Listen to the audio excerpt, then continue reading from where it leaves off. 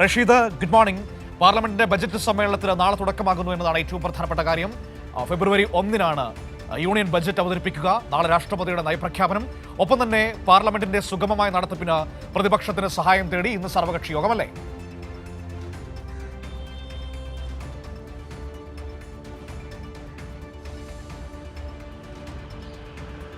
Good morning Manu. നാളെയാണ് പാർലമെന്റിന്റെ ഏറെ നിർണായകമായിട്ടുള്ള ബജറ്റ് സമ്മേളനത്തിന് തുടക്കമാകുന്നത്. നാളെ പാർലമെന്റിന്റെ ഇരു സഭകളെയും അഭിസംബോധന ചെയ്തുകൊണ്ട് രാഷ്ട്രപതി ദ്രൗപദി മുർമു സംസാരിക്കുകയും ചെയ്യും. എന്തായാലും ഈ പാർലമെന്റ് സമ്മേളനത്തിന് മുന്നോടിയായിക്കൊണ്ടുള്ള സർവകക്ഷി യോഗമാണ് ഇന്ന് ചേരുന്നത്. ഇന്ന് രാവിലെ 11 മണിക്ക് പാർലമെന്റിന്റെ പ്രത്യേക അനക്സിൽ വെച്ചായിരിക്കും ഈ യോഗം ചേരുക. പാർലമെന്ററി കാര്യമന്ത്രി കിരൺ റിജിജു അധ്യക്ഷനായിക്കൊണ്ടുള്ള യോഗമായിരിക്കും നടക്കുക.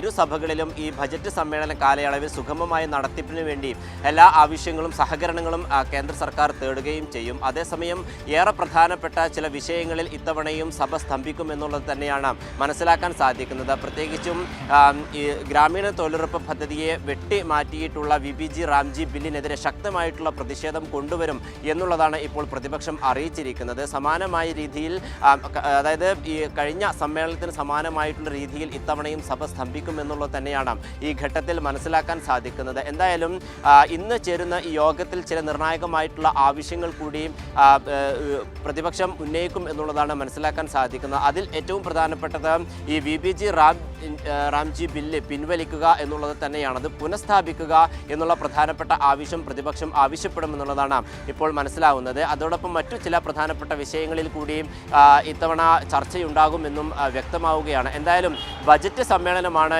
വരാനിരിക്കുന്നത്. ഫെബ്രുവരി 1-ാം തീയതി ഞായറാഴ്ചയായിരിക്കും ഈ നിർമ്മലാ സീതാരാമൻ ബജറ്റ് അവതരിപ്പിക്കുക. ഫുൾ ബജറ്റാണ് ഇത്തവണ അവതരിപ്പിക്കുന്നത് എന്നുള്ളതാണ് മനസ്സിലാക്കുന്നത്. എന്തായാലും വിവിധ സംസ്ഥാനങ്ങളിൽ ഇതിനോടകം നിയമസഭാ തെരഞ്ഞെടുപ്പുകൾ ഒക്കെ വരാനിരിക്കെയാണ് ഏറെ നിർണായകമായിട്ടുള്ള രാജ്യത്തിൻ്റെ ബജറ്റ് സമ്മേളനം ആരംഭിക്കാൻ പോകുന്നത്. അസം, ബീഹാർ, കേരളം, തമിഴ്നാട്, പുതുച്ചേരി അടക്കമുള്ള സംസ്ഥാനങ്ങളിൽ നിയമസഭാ തെരഞ്ഞെടുപ്പ് നടക്കുന്നത് കൊണ്ട് തന്നെ BJPക്ക് വേരുറപ്പിക്കാനുള്ള ചില തന്ത്രങ്ങൾ ഇത്തവണയും ഈ ബജറ്റിൽ ഉണ്ടാകും എന്നുള്ളതാണ്. കഴിഞ്ഞ തവണ, അതായത് ദില്ലി നിയമസഭാ തെരഞ്ഞെടുപ്പ് നടക്കുന്ന ഘട്ടത്തിലാണ് ഈ 12 ലക്ഷം വരുന്ന ആളുകൾക്ക് ആദായ നികുതിയിൽ വലിയ ആശ്വാസകരമാകുന്ന തരത്തിലേക്ക് നടപടികൾ സ്വീകരിച്ചിരുന്നുണ്ട്. സമാനമായിട്ടുള്ള നീക്കം ഇത്തവണയും ഈ ബജറ്റിൽ ഉണ്ടാകും എന്നുള്ള ചില പ്രതീക്ഷകൾ പങ്കുവെക്കുന്നുണ്ട്. അതോടൊപ്പം മറ്റു സംസ്ഥാനങ്ങളിലേക്ക്, പ്രത്യേകിച്ചും അസം, ബംഗാൾ തുടങ്ങിയിട്ടുള്ള സംസ്ഥാനങ്ങളിലേക്ക് കേന്ദ്ര സർക്കാർ വാരിക്കോരി കൊടുക്കാനുള്ള ഒരു നീക്കം ഉണ്ട് എന്നുള്ള ചില സൂചനകൾ കൂടി പുറത്തു വരികയും ചെയ്യുന്നുണ്ട്. അതോടൊപ്പം കേരളത്തിൻ്റെ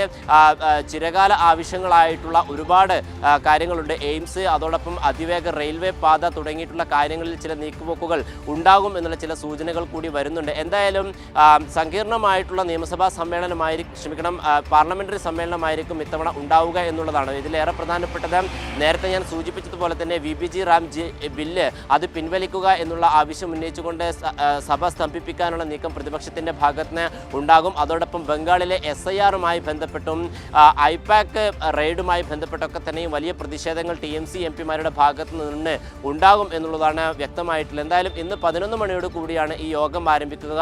പാർലമെന്ററി കാര്യമന്ത്രി കിരൺ റിജിജുവിൻ്റെ അധ്യക്ഷതയിലായിരിക്കും യോഗം ഉണ്ടാവുക.